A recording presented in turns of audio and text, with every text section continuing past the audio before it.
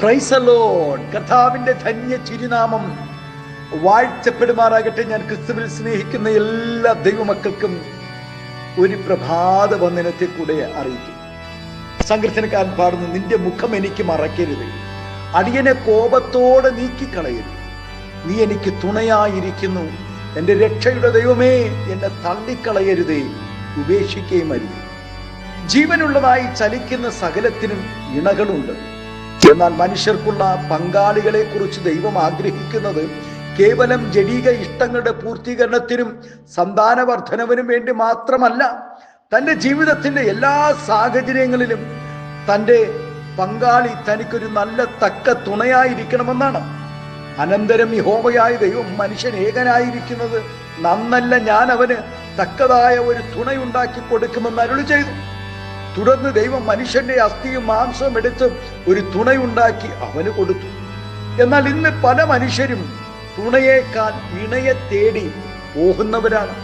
ദൈവിക പദ്ധതിയിൽ നിന്ന് വ്യതിചലിച്ച് ജീവിക്കുന്ന മനുഷ്യരുടെ ബന്ധങ്ങളെ ചിതറിച്ചുകൊണ്ട് തുണകളായിരിക്കേണ്ടുന്നവരെ സാത്താൻ വൈരികളാക്കി മാറ്റിക്കൊണ്ടിരിക്കുന്നു. അതിന്റെ ഫലമായി ഭർത്താവ് ഭാര്യയെയും ഭാര്യ ഭർത്താവിനെയും ക്രൂരമായി കൊല ചെയ്യുന്നു. അവർ വഞ്ചിക്കുന്നു പരസ്പരം.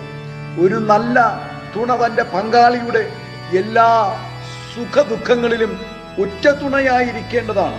എന്നാൽ ഇയ്യോബിന്റെ ഭാര്യ തനിക്കൊരു യഥാർത്ഥ തുണയായിരുന്നില്ലെന്ന് കാണുവാൻ കഴിയുന്നു.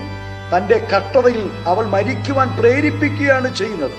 കുടുംബ ബന്ധങ്ങളിൽ പലർക്കും ഇണകളെ കണ്ടെത്തുവാൻ കഴിയും, എന്നാൽ പലർക്കും നല്ല തുണയായി കണ്ടെത്തുവാൻ കഴിയുന്നില്ല. നല്ല തുണയായി വരുന്നതുമില്ല. അതാണ് സത്യം. ദൈവം ഒരുവന് തുണയായി വന്നെങ്കിൽ മാത്രമേ തനിക്ക് പൂർണ്ണമായി ആശ്വാസവും സമാധാനവും ഉണ്ടാകുകയുള്ളൂ എന്ന് ഭക്തൻ ഇവിടെ പാടും. ദൈവം പലപ്പോഴും തൻ്റെ ഭക്തന്മാർക്ക് തുണയായി വന്നിട്ടുണ്ട്. അതുപോലെ ചിലപ്പോൾ മറ്റുള്ളവരെ തുണയായി എഴുന്നേൽപ്പിച്ചിട്ടുണ്ട്. ഒരു ഭക്തന് ലോകപ്രകാരം ആരും തുണയില്ലെങ്കിലും ദൈവം തുണയായി വരുമെന്ന് വചനം ഉറപ്പു തരുന്നു. തുണയുടെ ആവശ്യം വരുന്നത് ജീവിതത്തിൽ ഘട്ടങ്ങൾ കൂടി വരുമ്പോഴാണ്. എന്നാൽ നാം ഘട്ടങ്ങൾ നേരിടുന്ന സമയത്ത് അറിയാം നമ്മോടുകൂടെ ആരൊക്കെ നിൽക്കുമെന്ന്. അന്ന് തിരിച്ചറിയാം ഇപ്പോൾ തുണ എന്ന് തോന്നുന്നവർ അപ്പോൾ കൂടെ ഉണ്ടാകുമോ എന്ന്. എന്നാൽ ഭൂമി മാറിപ്പോയാലും വൻ തിരമാലകൾ ഉയർന്നു വന്നാലും കടലിളകിയാലും ദൈവം തുണയായി വരുമെന്ന് വചനം ഉറപ്പു തരുന്നു. 46-ാം സങ്കീർത്തനത്തിൽ സങ്കീർത്തനക്കാരൻ പാടുന്നു, ദൈവം നമ്മുടെ സങ്കേതവും ബലവുമാകുന്നു, ഘട്ടങ്ങളിൽ അവൻ ഏറ്റവും അടുത്ത തുണയായിരിക്കും. യേശുവിൽ നിന്നും അത്ഭുത വിടുതൽ പ്രാപിച്ച ആയിരക്കണക്കിന് ജനങ്ങളുണ്ട്. ആയിരങ്ങളെ കർത്താവ് പോഷിപ്പിച്ചിട്ടുണ്ട്. തന്നോടുകൂടെ നടന്നവർ, താൻ വളർത്തി ഉയർത്തി ശിഷ്യരും ഉണ്ട്. എന്നാൽ ഇവരിൽ ആരെങ്കിലും കർത്താവിന്റെ കഷ്ടതയിൽ തന്നോടുകൂടെ തന്നെ ആരെങ്കിലും ഒന്ന് സഹായിക്കുമോ എന്ന് ചുറ്റും നോക്കി ദുഃഖത്തോടുകൂടെ കർത്താവ് പറയുന്നതായി കാണുന്നു. വല്ലവനും സഹതാപം തോന്നുമോ എന്ന് ഞാൻ നോക്കിക്കൊണ്ടിരുന്നു, ആർക്കും തോന്നിയില്ല. ആശ്വസിപ്പിക്കുന്നവർ ഉണ്ടോ എന്നും നോക്കിക്കൊണ്ടിരുന്നു, ആരെയും കണ്ടില്ലതാനും. മരണത്തെ മുഖാമുഖമായി കണ്ട സന്ദർഭങ്ങൾ ദാവീദിന്റെ ജീവിതത്തിൽ ഒത്തിരി ഉണ്ടായിട്ടുണ്ട്. എന്നാൽ തന്നെ സഹായിക്കുവാൻ തൻ്റെ ഭക്തന് വേണ്ടി കഷ്ടതയുടെ നടുവിൽ ദൈവം തുണയായി വരികയും ചെയ്തിട്ടുണ്ട്. അനവധി സന്ദർഭങ്ങൾ ദാവീദ് അത് പറയുന്നുമുണ്ട്. പ്രിയ ദൈവവേദനെ, നമ്മുടെ ജീവിതത്തിലും ദൈവം തുണയായി വരുമെന്നുള്ള വിശ്വാസം നമുക്കുണ്ടായിരിക്കണം. ദൈവം നമുക്ക് തുണയായി ഉണ്ടെന്നുള്ളത് ഒരു ഭക്തൻ ഉറച്ചു വിശ്വസിക്കണം. ദൈവം നമുക്ക് തുണയായി ഇരിക്കുന്നത് പോലെ നാം മറ്റുള്ളവരുടെ കഷ്ടതയുടെ നടുവിലും വേദനയുടെ നടുവിലും ഞെരുക്കങ്ങളുടെ നടുവിലും നാമും അവർക്ക് ഒരു നല്ല തുണയായി ആയിരിക്കണം. കുറഞ്ഞപക്ഷം പ്രാർത്ഥനയിലെങ്കിലും മറ്റുള്ളവർക്ക് തുണയായി തീരുവാൻ ദൈവം നമ്മെക്കുറിച്ച് ആഗ്രഹിക്കുന്നു. ദൈവം അടുത്ത തുണയായി ഉണ്ടെന്ന് അറിയുന്നവർക്ക് ലോകത്തിൽ ആശ്രയിക്കുവാൻ പാടുള്ളതല്ല, അതിന് കഴിയുകയുമില്ല. അഥവാ നാം മനുഷ്യരിൽ ആശ്രയിച്ചാൽ അത് നമുക്ക് നിന്ദയായി തീരും. അവന് ഞാനാണ് കൊടുത്തു സഹായിച്ചത്, ഞാനേ ഉണ്ടായിരുന്നുള്ളൂ, സഹായിച്ചതിനേക്കാൾ അധികം പരിഹസിക്കുകയും ചെയ്യും. കുഞ്ഞെ, മനുഷ്യരിൽ ആശ്രയിക്കാതെ ദൈവത്തിൽ ഈ പ്രഭാതം ആശ്രയിക്കാമോ?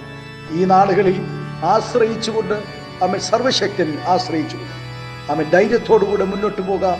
ദൈവത്തോട് പ്രാർത്ഥിച്ചും ആരാധിക്കുന്നവർക്കും തുണയില്ലാതെ പോകയില്ല. നമ്മുടെ ഏത് ആവശ്യങ്ങളിലും ദൈവമാണ് നമ്മുടെ തുണ.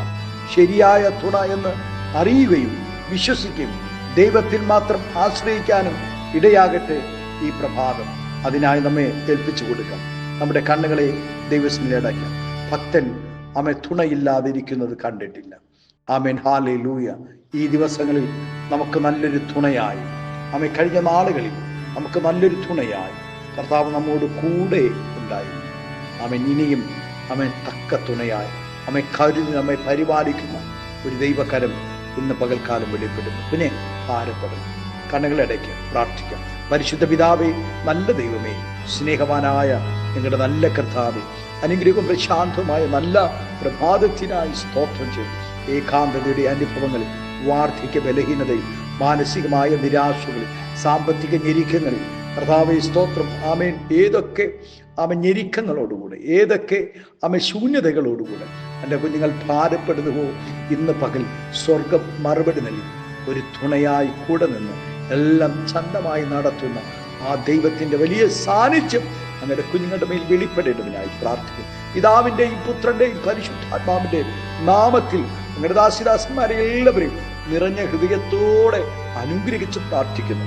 ആത്മീയ ഭൗതിക നന്മകൾ നൽകി മാനിക്കണം. ഈ ഭൂമിയുടെ സമൃദ്ധി, സ്വർഗീയ കൃപാവരം കർത്താവേ, ദീർഘായുസ്സുകൊണ്ട് എല്ലാ നിലകളിലും മാനിക്കണം. രോഗികളായി ഹോസ്പിറ്റൽ അഭയം പ്രാപിച്ചവരുണ്ട് കർത്താവ്. സാമ്പത്തിക ഞെരുക്കങ്ങളിലായിരിക്കുന്നവരുണ്ട്. ഒരു തുണയ്ക്ക് വേണ്ടി കർത്താവേ സ്തോത്രം, എന്നെ സഹായിക്കുവാൻ ആഗ്രഹിക്കുന്ന അനേക പ്രിയപ്പെട്ടവർ ഇന്ന് പ്രഭാതം ഈ ശബ്ദം ശ്രവിക്കുന്നു. അവരെല്ലാം ദൈവം ആശ്വസിപ്പിക്കണം, അനുഗ്രഹിക്കണം, എല്ലാവിധമായ നന്മകളാൽ നിറയ്ക്കണം. മകത്വമെടുക്കും യേശുവിൻ്റെ നാമത്തിൽ കൃപയോടെ പ്രാർത്ഥന കേൾക്കണമേ സ്വർഗീയ നല്ല പിതാവേ. ആമേൻ, ആമേൻ. Thank you. God bless you. ദൈവം എല്ലാവരെയും ഈ പ്രഭാതം ധാരാളമായി അനുഗ്രഹിക്കട്ടെ. Thank U.